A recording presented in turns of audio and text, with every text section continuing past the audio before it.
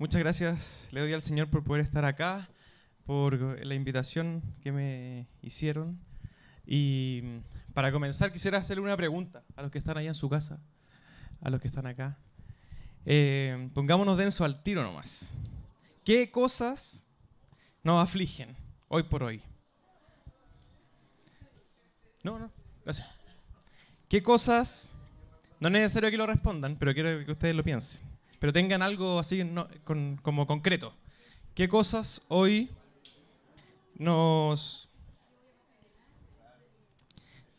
me genera aflicción? Y quiero que reflexionemos respecto, quiero llevarlo a una conversación, pero antes quiero que cada uno identifique algo, porque a todos nos afligen diferentes cosas. Todos tenemos diferentes cargas, ¿cierto? Yo hice como un recordatorio de que a veces hay cosas que las aflicciones como que van increciendo en un acróstico, no se llama acróstico, como en una ayuda de memoria que yo le puse la 5A.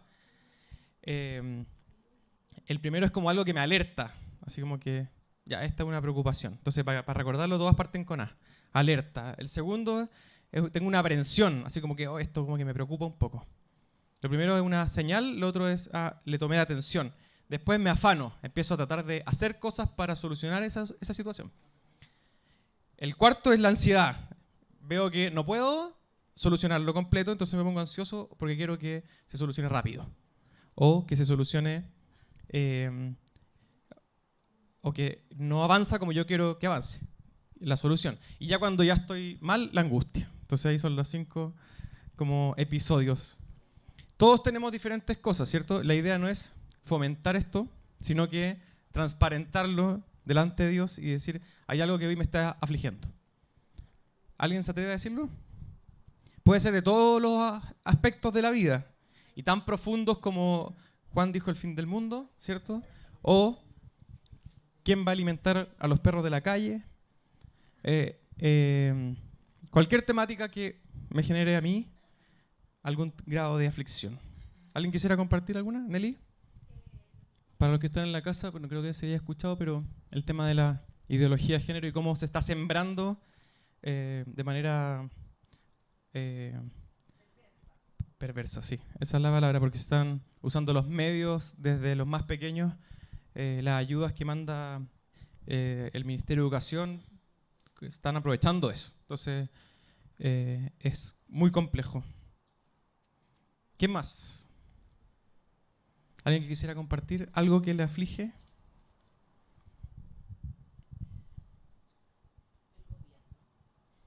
¿Ya? ¿El gobierno mundial? El gobierno chileno. Tenemos que orar por nuestras autoridades. Si usted está afligido por su autoridad, tiene que orar. La delincuencia, un tema que estos últimos meses ha estado muy en auge, ¿cierto? Nadie puede estar fuera de eso o hacerse el desentendido. ¿Qué más? La familia como el concepto familia. Bien. Un tema profundo. El diablo que quiere destruir la familia y los gobiernos a nivel mundial lo que hacen es quitarle todas las fortalezas a la familia, ¿cierto? Quizás hay cosas que cada uno tiene, que cada uno ya las puede identificar, quiero que las tenga identificadas, vamos a orar ahora por eso, pero quiero que nos quedemos con esta carga, con esta aflicción, como que la traigamos a memoria, y vamos a ver, ustedes están haciendo un estudio del libro de Marcos, ¿cierto? ¿No? De Lucas, ya. Pero se parecen, así que no va a ser problema. No, sí, de Lucas. Entonces, vamos a ver un episodio ahora que el que toca dentro de este estudio del libro de Lucas, y quiero que lo comparemos con lo que nosotros estamos viviendo y después busquemos una aplicación a nuestro día a día, a nuestro corazón. ¿Les parece? Oremos. Padre Santo, gracias porque cuando tú estás con nosotros, Señor, cuando tu Espíritu nos guía, Señor, cuando nos dejamos guiar, podemos reconocer que hay promesas, Señor, y recordar que hay una promesa que el que esté afligido, cargado, cansado, angustiado, agobiado, Señor, puede ir a tu presencia y dejar esa carga, Señor. El Salmo nos enseña, Señor, el Salmo 37, a dejar nuestras cargas, a encomendarlas a ti, Señor, pero a veces como que no queremos soltarlas. Te pido, Señor, que tú hoy nos reveles cómo hacerlo, Señor. ¿Por qué no queremos soltar estas cargas, Señor? ¿Y qué es lo que debemos hacer? ¿Qué es lo correcto? ¿Cómo entregar las cargas en tu presencia? ¿Cómo saber pedir ayuda?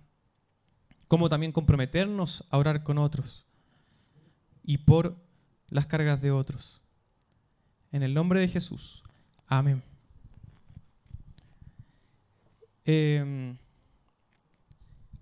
Quiero que leamos Lucas 22, que es el pasaje donde vamos a estar concentrados la próxima hora y media.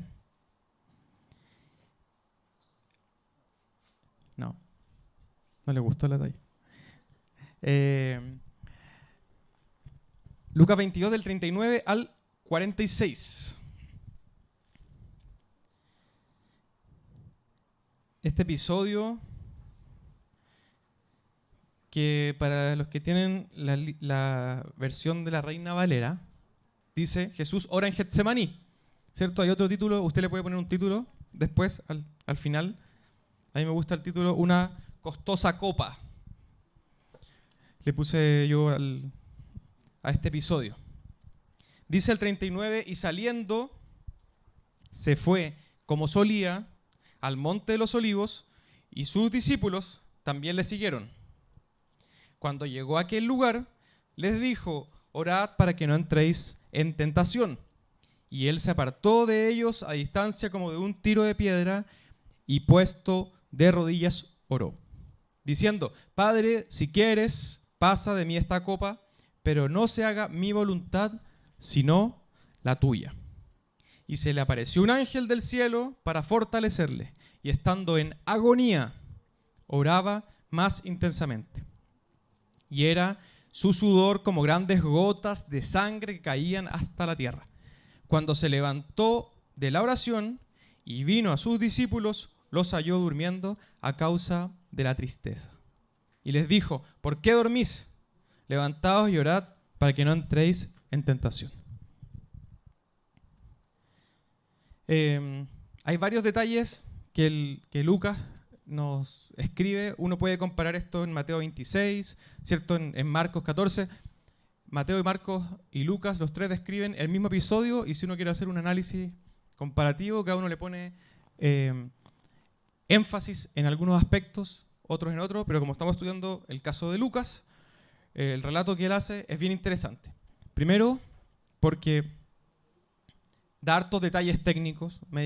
Lucas era un médico, por lo tanto vamos a ver algunos detalles del médicos, por así decirlo, del mundo de la medicina, y que nos hacen tratar de identificar de mejor forma la real agonía que vivió Jesús ahí. ¿Y por qué les digo esta agonía? Otra palabra que se añade a las 5A, ya sería como la sexta, después de angustia, agonía, ya. Recién no me había fijado, ahora la voy a agregar a mi listado de la... La verdad que antes eran 4, después le puse la quinta y ahora la sexta. Entonces, ¿por qué hice esta relación con lo que nos aflige a nosotros? Porque el estar afligido siempre va a ser algo que no va a terminar nunca. ¿Está afligido el que está soltero? Sí. ¿Está afligido el que está casado? Más afligido todavía. No, mentira. Pero la Biblia dice que sí, uno añade aflicción a la carne. Pablo lo dice. Y eso, voy a hacer un paréntesis, eso fue una revelación para mí, porque yo dije, lo que a mí me aflige, después de casado, me aflige lo que me aflige a mí, lo que le aflige a mi esposa. Entonces no es como que sea un tormento casarse, y ese versículo algunos como que lo dicen, no, los que no quieren casarse dicen, no quiero añadir aflicción a mi carne, y se defienden con ese versículo. Pero no es el propósito por el cual fue escrito, sino que advertir de que lo que hoy a mí me aflige, ciertas temáticas de la vida, y a mi esposa le afligen otras, entonces ahora como matrimonios nos afligen la suma de las dos. Eso cierra paréntesis. Entonces, siempre nos va a afligir algo en la vida. Un trabajo, después si yo tengo trabajo, entonces me quiero cambiar porque el ambiente es malo, entonces lo que me aflige ya no es buscar trabajo, porque ya lo encontré, sino que el ambiente, y si tenía un buen jefe y me lo cambiaron, entonces siempre va a haber algo que nos va a afligir. Siempre. En la casa, en el trabajo, en el mismo servicio al Señor, ¿cierto? Siempre hay cosas que nos van a afligir. Entonces, acá vemos una aflicción que es de otro nivel. Quiero que lo comparemos, pero en la aplicación tratemos de llevarlo en nuestro día a día. Nadie va a pasar por la aflicción que pasó Jesús. Nadie. Entonces también nos sirve como ejemplo, como siempre, Jesús es el mejor ejemplo para todo, porque nunca vamos a tener una aflicción como la que Él pasó. Y vamos a ver el detalle de lo que Él pasó. Pero tampoco la idea es que nos quedemos, entonces, esto que me aflige, yo tengo que vivir afligido toda la vida. No. La solución está ir y entregar esa aflicción al Señor, porque Él así lo prometió, así lo ofreció, pero uno es el que a veces no quiere soltarlo. Y acá está el ejemplo de los discípulos, que nosotros lo vamos a tomar esto, vamos a decir, yo voy a usar el mismo ejemplo que tomó los discípulos y me voy a comprometer a orar por la aflicción de otros. Pablo en Gálatas dice que tenemos que ayudarnos a llevar las cargas los unos de los otros, ¿cierto? Entonces, cuando lo que a uno le aflige, puede que a mí no, entonces yo no puedo decir, pero no te hagas drama, si eso... No, si al otro le aflige a algo, yo, claro, lo puedo aconsejar, pero si me comprometo a orar, tiene que ser en serio. Cuando alguien llegue y dice, mira, les pido oración por esto, si usted lo va... por ejemplo, la Pati cuando contó su testimonio dijo, les pido oración por esto. Si alguien puso atención y lo toma para sí, comprométase a orar. No todos van a orar, ¿cierto? Seamos sinceros, no todos se van a acordar, pero cuando alguien va de manera personal y te dice, mira, estoy pasando por esta situación, te pido oración, seamos muy sinceros y digámosle, ¿sabéis qué? Tengo un listado demasiado largo, mejor pide ayuda a otro, que no es lo ideal, ¿cierto? Pero si lo tomamos de verdad, anotémoslo y oremos por el otro. Porque si no vamos a terminar siendo como los discípulos que se durmieron, cuando uno lo compara con Mateo y con Marcos, 3 veces fue Jesús y volvió a recordarles que se estaban quedando dormidos, al final les dice, ya saben que duérmanse y descansen un rato, porque lo que se viene ahora va a ser peor. Entonces, se dormían, claro, a causa de la tristeza, pero también si hubiesen estado orando fervientemente, probablemente no se habrían quedado dormidos. Entonces, el llamado en el tema personal de la aflicción es a considerarlo. Cuando uno le diga, yo voy a orar por eso. Sea en serio. Porque si no, jugamos con la emoción del otro. Jesús se sintió abandonado, despreciado, cargó con nuestros pecados, ¿cierto? Cuando uno lee Isaías 53, es tremendo. No es comparable con nuestras aflicciones, ¿cierto? Pero estas cargas uno le puede contar a otro, es un acto de confianza y hay que tomarlo, en serio, y comprometerse. Ya, yo me voy a comprometer a orar y lo anoto, puedo tener un listado si hay un compromiso así, pero profundo con la persona y con el cariño, con el amor que Dios pone, entonces yo después lo anoto y después le pregunto cómo va esto. Eso es parte de los múltiples beneficios que tenemos por estar en una familia espiritual, ¿cierto? En una iglesia. Bueno, veamos qué pasó acá. Dice, saliendo, Jesús estaba ¿dónde? La semana pasada quedaron hasta el 38, ¿no? ¿Sí? ¿Alguien se acuerda? ¿Dónde estaban? En un lugar que se conoce como el aposento alto, estaba Jesús. Si uno lee todo el contexto del capítulo, Jesús estaba con sus discípulos y les habló muchas cosas que era importante que ellos supieran. Que era muy, muy importante que lo supieran. Porque Jesús tenía claro que él iba a morir. Él salió y se dirigió, dice el versículo 39, Jesús salió y como solía hacer, fue al Monte de los Olivos. Pero esa noche iba a pasar algo distinto a lo que pasaba normalmente. Él normalmente cruzaba el valle, ¿cierto? Los que van a ir ahora a Jerusalén se van a dar cuenta, y los que han ido recuerdan que hay muchas lomas y valles, entonces uno cruza el valle y sube al monte que está al frente, donde estaban ellos, donde estaba el Monte de los Olivos, y ellos estaban al frente en el aposento alto.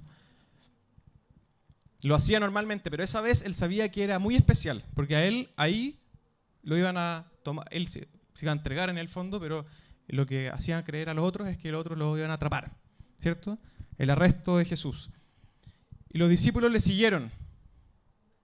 Jesús ahí antes le había lavado los pies, le había dicho cosas muy importantes que iban a suceder.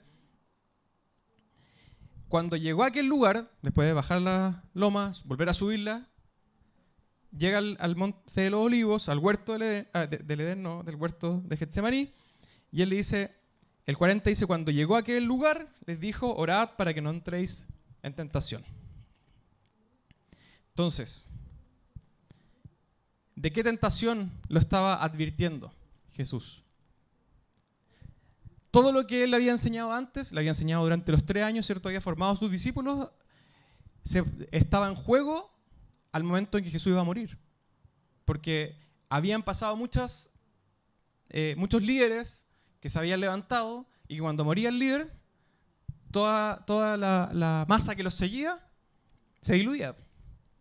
Entonces, al morir, el Sanedrín, ¿cierto? Toda la presión que ponían los judíos, probablemente, los judíos religiosos, probablemente eso había una tentación a que se diluyera el asunto.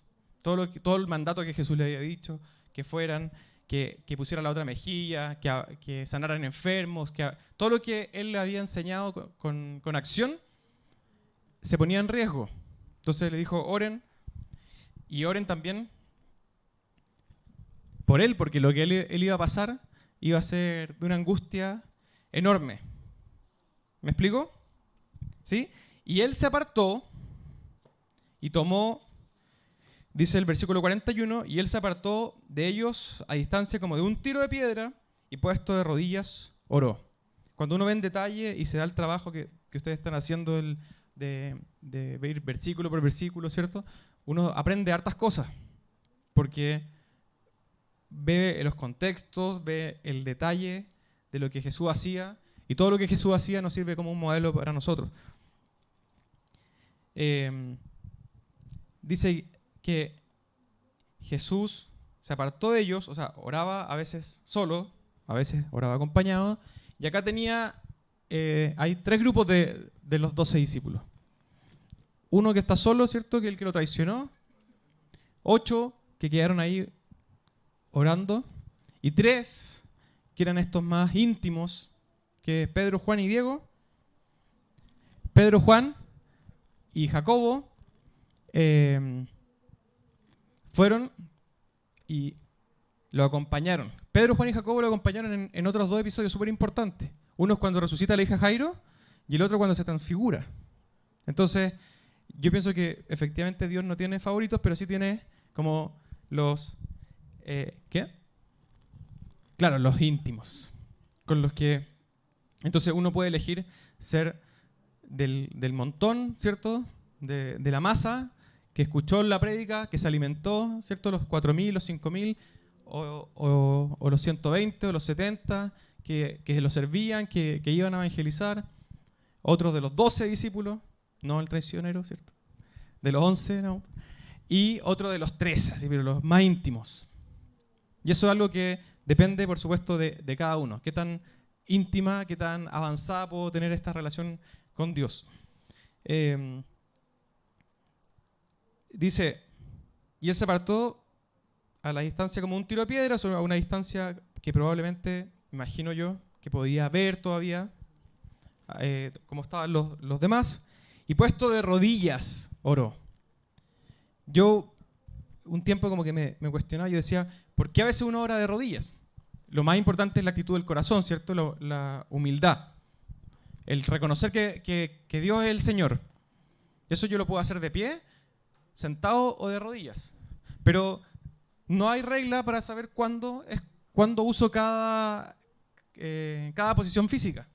Pero acá, en medio de una aflicción, a mí me deja un parámetro, no es una doctrina, ¿cierto? Pero me deja un parámetro que dice, acá en medio de una aflicción él se puso de rodillas.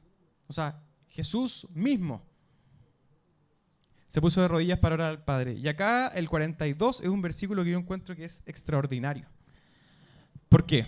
¿Quién me puede ayudar a leerlo desde su puesto? Así con voz fuerte. ¿Quién dijo, Leo? Ya.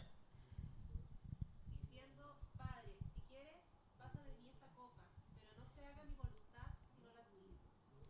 La oración de Jesús, que yo creo que es una oración, pero sincera, muestra la completa humanidad de Cristo, pero al mismo tiempo, Él no abandona el ser Dios. Podríamos decir que tenía temor sin cruzar la línea del pecado. Él no pecó, pero sí tenía una alerta, aprensión, afán, no sé, de lo que iba a venir. Al punto de reconocer que no era grato esa situación. Él dijo, sí, Padre, si quieres, pasa de mí esta copa. O sea, obviamente uno no entrega, si uno tiene que hacer algo, uno no lo devuelve esa delegación como diciendo, no, si quieres se la puede entregar a otro. Claramente es porque no es algo grato, ¿cierto? Porque si fuera grato yo lo haría con gusto, no, qué bueno que me tocó a mí, yo lo hago feliz. Pero no se haga mi voluntad, sino la tuya. O sea, uno puede extraer de ahí que la voluntad de Jesús era probablemente a lo mejor evitar pasar por esta situación. Pero por sobre eso estaba su disposición a ser obediente. Hebreos dice que por medio del sufrimiento él aprendió la obediencia y nos dejó la enseñanza de la mejor obediencia, la obediencia que fue hasta la cruz. O sea, es tremendo. Es una obediencia que uno dijera, ahora entiendo a mi padre cuando me decía, para el Día del Padre uno llegaba con las cartas, ¿cierto? Los dibujos, o un regalo después, y los papás, no sé si a ustedes les pasaba, pero decía, el mejor regalo que me puedes dar es que seas obediente. Oh, ese regalo pero impagable, ¿no? A los 10, 12 años imposible, una cosa que ahora con hijos chicos ya lo entiendo. Pero ¿qué iba a pasar Jesús? Una humillación. Él sabía lo que iba a suceder. Nosotros sabemos la historia, ¿cierto? Después, ya pasó el tiempo, ya sabemos lo que pasó. Humillado totalmente. El dolor físico. Han hecho estudios tremendos de los clavos, ¿cierto? De las películas que uno típico ve para Semana Santa. El sufrimiento de la Pasión de Cristo, esas películas muy bien hechas, que uno como que le llega a doler la guata. Obviamente hay gente que es normal también llorar, pero yo creo que no se compara con un dolor físico real. O sea, es un dolor, un maltrato, una vergüenza, pero el peor sufrimiento que venía de parte del Señor era que iba a ser apartado del Padre. Algo que nosotros vivimos constantemente porque todos pecamos, ¿cierto? Y uno se siente podrido cuando peca y el Espíritu Santo le revela a uno y uno dice, ya, voy a pedir perdón, me arrepiento, obra la misericordia de Dios, uno vuelve a conectarse con la presencia de Dios, pero Jesús nunca había vivido el estar separado. Y algo que fue muy revelador para mí, que se los quiero compartir, es entender como el peso. Porque cuando Jesús en la cruz, uno ya sabe el desenlace, me voy a adelantar probablemente a lo que hablen más adelante, pero el desenlace de decir, Padre, ¿por qué me has abandonado? Es porque uno dice, yo a veces me siento mal cuando peco, y hay pecados que a uno le pesan más que otros. Imagínense eso, pero acumulado de toda la vida, de ustedes mismos, pero por toda la humanidad, por todos los años. Entonces es algo que uno no puede dimensionar, porque si lo quisiéramos poner en una balanza para ponerle gramos, kilos, toneladas, no podríamos dimensionarlo, porque no nos cabe en la cabeza, son demasiados los números. Entonces yo trataba una vez, el Señor me reveló eso y fue espectacular, porque yo dije, si yo me he sentido mal cuando el Espíritu Santo me ha redarguido, ¿cómo se ha sentido Jesús en ese momento? Ahí me adelanté al episodio, pero lo que pasaba acá era una angustia del futuro, porque iba a venir eso. Entonces, Esa angustia hizo que Jesús le esbozara al Padre, mira, si puede ser que a lo mejor no, a lo mejor hay otro mecanismo, pero que no se haga tu voluntad sino, o sea, mi voluntad sino la tuya. Por eso encuentro que es una oración muy sincera y que demuestra toda la parte humana de Dios, sin dejar de ser Dios, la parte humana del sufrimiento, del dolor, de la humillación, y la parte espiritual de decir, voy a cortar esta relación con el Padre. Era una cosa que Jesús no había experimentado nunca. Sabía que iba a ser malo, pero nunca lo había vivido. Nosotros sí lo hemos vivido y sabemos que es malo, y eso incluso hasta nos ayuda con la santidad. Yo digo, no quiero perder esta relación que tengo con el Señor, no quiero echarla a perder, no quiero embarrarla, pero Jesús nunca la había vivido, pero sabía el impacto que iba a tener. Entonces, después seguimos con que en esta angustia, el versículo 43, el Padre no lo abandona y dice, y se le apareció un ángel del cielo para fortalecerle. Cuando uno estudia la labor de los ángeles, el ángel no podía morir por Jesús, no podía morir por nosotros, no podía tomar el lugar de Jesús, pero los ángeles siempre están vinculados en un área, en el cielo están alabando a Dios, ¿cierto? Pero cuando hay episodios en la Biblia que muestra que bajó un ángel, o traía un mensaje, o protegía o indicaba una dirección.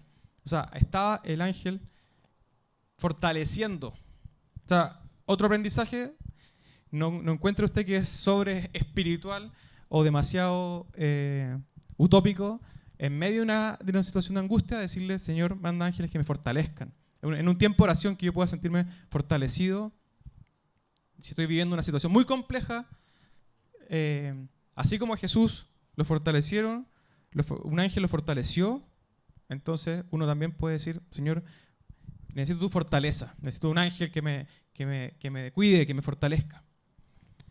Y lo fortaleció. Y estando en esa agonía, dice el versículo 44, oraba más intensamente. Esto ya así como que, si Jesús es el ejemplo perfecto en todo, acá yo digo, en medio de la agonía, ¿usted tiende a orar más? Seamos sinceros. ¿No? Sí, dicen algunos, a veces. En medio de la agonía uno normalmente, antes de ponerse a orar, reclama, ¿cierto? Porque a mí, o se da 1000 vueltas.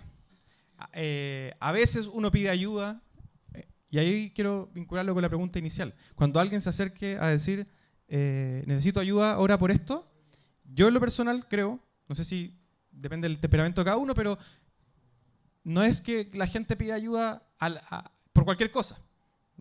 Normalmente nos cuesta pedir ayuda. Por lo tanto, si ya rompí esa barrera de la vergüenza, del temor, y voy a pedir ayuda, es porque es serio. Entonces yo tengo que tomar nota en el cuaderno, en el celular, donde sea, y comprometerme a orar por eso. Entonces acá dice el versículo 44 que en esta agonía oraba más intensamente y era su sudor como grandes gotas de sangre. Ahí hay una situación que se da, que estuve leyendo, no soy del área de la salud, pero estuve leyendo sobre la hematidrosis. ¿La conocen? La hematidrosis, ahí dicen que sí, del área de la salud, por allá también hay gente del área de la salud. Miren, se los voy a leer. Dice, en relación con el sudor de Cristo, en la forma de gruesas gotas de sangre, es natural que Lucas, como médico, quisiera investigar y dejar un registro de este caso de hematidrosis. Ocurrió mientras Jesús, sufriendo intensamente, estaba orando fervientemente. Cabe recordar que la naturaleza humana de Cristo era sin pecado y por lo tanto muy sensible. Cuando estos factores que se sumaron, la extrema angustia, la súplica ferviente, sensibilidad sin paralelo, o sea, es una cosa que nunca había experimentado, se combinan, la tensión resultante puede provocar fácilmente una dilatación de los vasos capilares subcutáneos al punto que se revientan. Cuando esto ocurre en las proximidades de las glándulas sudoríparas, como casi siempre ocurre, la sangre y el sudor resuman juntos, o sea, se mezcla esta dilatación que se reventó la sangre no de las arterias, sino que de los vasos capilares, que son delgaditos, se revientan por la presión. O sea, imagínense el nivel de presión que sentía. A veces uno ha sentido un nivel de presión que le duele la cabeza, ¿cierto? Si alguien de acá ha sufrido a este nivel de mezclarse el sudor con un tinte de sangre, no es que él sudó gotas de sangre, ¿cierto? Porque la Biblia dice que eran como grandes gotas de sangre que caían hasta la tierra. Entonces esta mezcla de sudor y tinte de sangre por la presión puede ser una explicación científica a la situación. Con explicación científica o sin explicación científica, uno puede saber o uno puede inferir que esto se trata de una presión que no es natural, ¿cierto? Que no era cotidiana. Eso es lo que sufrió o lo que estaba viviendo Jesús en ese momento. Entonces, cuando se levantó de la oración, vino a sus discípulos, después de este sudor como gotas de sangre, o sea, del peor momento, vino a sus discípulos y los halló durmiendo a causa de la tristeza. O sea, como la guinda de la torta. Estoy sufriendo solo, acompañado por el ángel, fortalecido por el ángel, y va donde sus discípulos y estaban durmiendo. Claro, la excusa es que estaban durmiendo porque estaban tristes también al ver este episodio. Porque Jesús le había explicado lo que iba a suceder, que él iba a ser entregado por amor de ellos y por amor también de cada uno de nosotros. Entonces les dijo: ¿por qué dormís? Levantaos y orad para que no entréis en tentación. Les vuelve a repetir lo mismo del comienzo, lo mismo con que partió esta separación cuando él dijo: si ustedes se quedan acá en la entrada del huerto, ¿cierto? Y él avanzó, se alejó a orar y les vuelve a repetir la misma oración. ¿Por qué? ¿Por qué se duermen si tienen que estar orando? Porque viene una situación compleja. La posibilidad de querer negar, abandonar a su líder, que al verlo muerto era alta. Entonces ellos tenían que estar muy convencidos, muy fortalecidos en oración para enfrentar estas situaciones de crisis.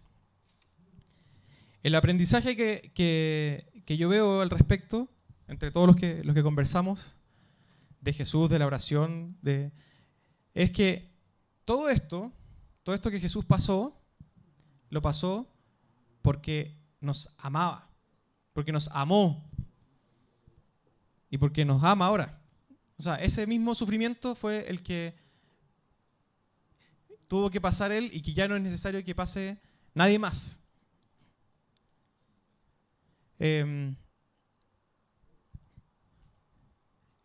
¿Vamos a pasar sufrimientos? En la tierra sí, ¿cierto? Y múltiples. No al nivel del que pasó Jesús. Porque lo que estaba en juego, o sea, a veces, y para ir finalizando, quiero que pensemos que a veces hay sufrimientos que son por consecuencia de nuestro pecado. Cuando nos equivocamos, cuando metemos las patas en buen chileno, ¿cierto? Hay cosas que son consecuencia de nuestro pecado. Pero hay otros sufrimientos que son por pruebas de Dios. Cuando hay cosas que no dependen de nosotros, que están dentro de la soberanía de Dios, hay pruebas. Y la Biblia enseña muy claramente que cuando viene la prueba, dice que hay dos cosas que a mí me llaman mucho la atención. Primero, que nunca va a ser una prueba que uno no pueda soportar. Y segundo, que por más que estemos desesperados por pasarla, a nadie le gusta pasar por la prueba, pero después que pasamos, uno mira hacia atrás y uno dice: fue bueno. Aumentó mi fe, aumentó mi paciencia, mi carácter se pulió. Entonces, respecto a las cosas que nos afligen o las cosas que estamos viviendo, el primer filtro que yo les pido que hagamos y que debiésemos hacer siempre en oración, es decir, esto es consecuencia de mi pecado y cierto, en estos como típicos árboles de decisión, yo soy como una estructura mental bien cuadrada, entonces digo, a ver, si esto es pecado, entonces el siguiente paso es arrepentirme, pero de corazón. Y segundo, si no es producto del pecado, de verdad, delante de Dios, y uno dice: Señor, pruébame, hazme el test de la blancura, esto no es consecuencia mía, no es consecuencia de mis acciones, pero sí es la respuesta de Dios va a ser, o la pregunta en realidad que uno debe hacerle a Dios es ¿qué cosa Dios quiere tratar en mi corazón en medio de esta situación de aflicción? Mi carácter, mi paciencia, o que yo aprenda a ser más generoso, o que yo aprenda a depender más de Dios.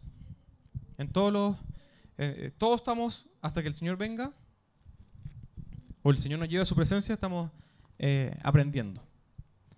Entonces, quería hacer esta vinculación del sufrimiento y de las aflicciones, no solamente aprender lo que la Biblia nos enseña de lo que pasó Jesús, sino cómo lo podemos aplicar en nuestra vida. ¿Recuerdan lo que pensamos al comienzo? Lo que cada uno dijo que le afligía. Entonces ahora oremos, y oremos tratando de identificar si es consecuencia de mis malas decisiones, de mi pecado, o es algo que Dios me está haciendo pasar. Y la pregunta natural va a ser ¿por qué a mí, cierto? ¿Por qué yo? Y hay que cambiarla por el ¿para qué? No el por qué, sino que el para qué. ¿Oramos? ¿Alguna pregunta, comentario? Los que están acá, los que están allá. Oremos, Señor. Yo te doy muchas gracias, Señor, por amarnos, porque fue tal el amor que tuviste que te llevó a la cruz, Señor. Y en este episodio que leímos, Señor, de esta copa tremenda, que si hubiese sido por tu decisión solamente humana, tú dijiste, yo prefiero pasar de esto. Pero la obediencia, la vinculación directa que tenías con el Padre, es un ejemplo para nuestra vida. Señor, y hoy ponemos delante de ti esto que nos aflige, que hemos estado pensando, esta situación familiar, con los hijos, con el trabajo, o incluso puede ser hasta algo tan bueno como querer la salvación de un familiar, que se convierta a alguien que me aflige, el saber que está lejos de ti. Todas esas cargas, Señor, hoy queremos presentarlas. Y si hay cosas que han sido consecuencia de nuestro pecado, pedirte perdón. Señor, tú nos has dicho que tus misericordias se renuevan todos los días, cada mañana. Y yo quiero apelar a tu misericordia, a tu perdón. Señor, si hay arrepentimiento en mi corazón, te pido perdón por mis malas reacciones, por mi mala forma de enfrentar las situaciones. Pero por otro lado, si es que hay cosas que me están afligiendo hoy, que no puedo controlar, que no dependen de mí, que no son consecuencia de mis malos pasos, sino que son cosas que dentro de tu soberanía tú has enviado, yo quiero entender cuál es tu propósito conmigo. Señor, tu propósito general es hacerme más como tú. Pero hay cosas específicas que debo cambiar, que debo ser confrontado, que debo, Señor, pulir en tu presencia. Padre Santo, frente a los problemas, nuestra reacción natural es arrancar. Señor, y si no necesariamente se trata de arrancar físicamente, sino mentalmente, nos podemos, Señor, caer en pecados por querer arrancar. Hoy, Señor, yo te pido que tú nos muestres claramente en el corazón qué cosas estamos haciendo para no enfrentar, para no tener esa conversación cara a cara en tu presencia y decir, Señor, ¿qué quieres tratar en mi corazón? ¿Para qué es esta situación? Yo quisiera que pasara rápida, Señor, porque para nadie es agradable estar en un proceso de prueba. Pero por una cosa o por otra siempre va a haber algo que nos aflija. Siempre. Y si hay una prueba que tú quieres enseñarnos algo, qué mejor que disponernos a ser enseñados. Rápidamente entender qué es lo que tú quieres hablarnos, qué es lo que nos quieres enseñar. Entenderlo rápido y poder aplicarlo en nuestro corazón. Porque si no, de la otra forma va a ser solo dilatar y dilatar esa obra que tú quieres hacer en nosotros. Y tú eres fiel para terminar la obra que iniciaste. Entonces, si no nos disponemos obedientemente a hacer tu voluntad como lo hizo Jesús, lo que vamos a hacer es dilatar ese tiempo de aprendizaje. Hazlo tú, Señor, por favor, convence nuestro corazón. Esto no se trata de una palabra humana, de que yo pueda convencer a algo. Es el Espíritu Santo el que convence qué es lo que tú quieres hacer en nosotros. Señor, gracias por amarnos, por perdonarnos, Señor, porque en tu palabra queda tan claro que una y otra vez recalcas que todo esto que hiciste, todo esto que pasaste, fue por amor a cada uno de nosotros. Guárdanos, Señor, del mal, protégenos.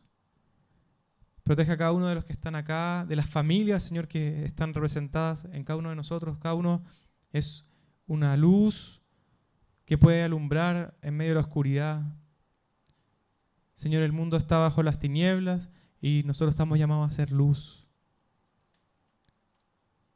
Padre Santo, gracias por todo lo que tú nos das, nos regaloneas, nos permites vivir.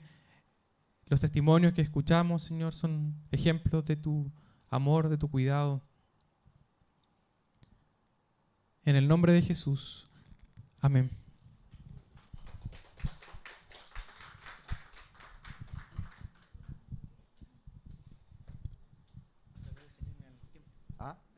Sí, está bien. Queremos darle gracias a Álvaro. Oremos por él. Padre, bendice a Álvaro, a este líder familiar. Queremos pedirte por sus bellos hijos, por José Pedro, por Lucas, por Antonia, que ya viene en camino, por su esposa Joji. Y dale a él, sigue proveyéndolo, dándole sabiduría para que su familia, Señor, siga creciendo y siga creciendo en ti, Señor, en el ministerio. Y te pedimos por el ministerio VIP de Vitacura, el PEC, Señor, donde él está, para que lo siga guiando, Señor, también. Te pedimos, Padre, por toda la obra de Selimi, para que crezcamos. Hay 345 comunas, Señor, que queremos que estés tú, Señor, que esté esta linda iglesia para que aprendamos más de ti. No para la gloria de nosotros, sino para que te conozcan más, Señor. Y ayuda a Álvaro, Padre, para que él también siga la gran comisión. En el nombre de Jesús, amén. Te tenemos un detallito de parte de todo el ministerio VIP. Sí, para ti y para tu esposa. Bueno, un aplauso para Álvaro, qué gran tema, gracias Señor. Así que, bueno, viene un cumpleaños el domingo, ¿se acuerdan que contaron? Nuestra amiga Nelly. Nelly, te esperamos, ¿podrías pasar adelante para que te cantemos? Y después en Tierra Santa igual te vamos a llamar y contacto.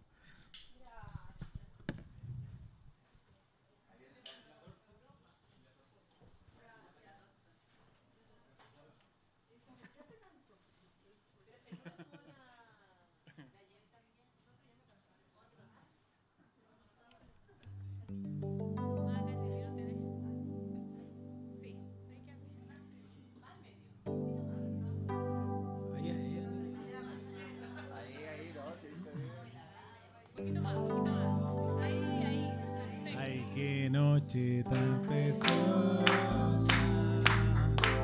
es la noche de tu vida, venga a hacerme compañía en esta fecha especial,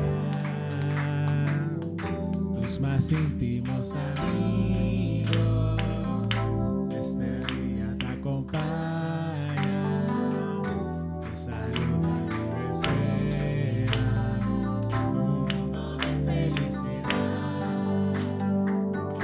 Por mi parte deseo, lleno de luz este día, todo lleno de alegría, en esta fecha natal. Y que el Señor Jesucristo brille su luz para ti,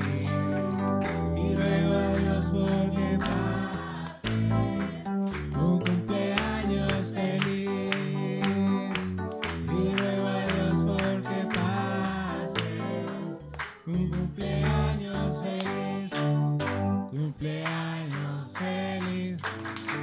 Deseamos a ti, Señor, que bendiga siempre Cristo Jesús.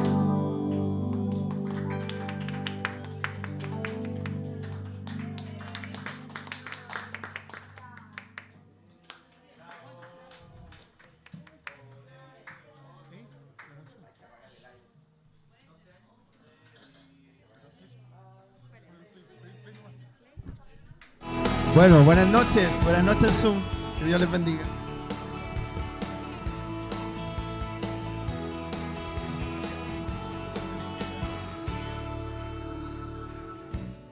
Echen agua en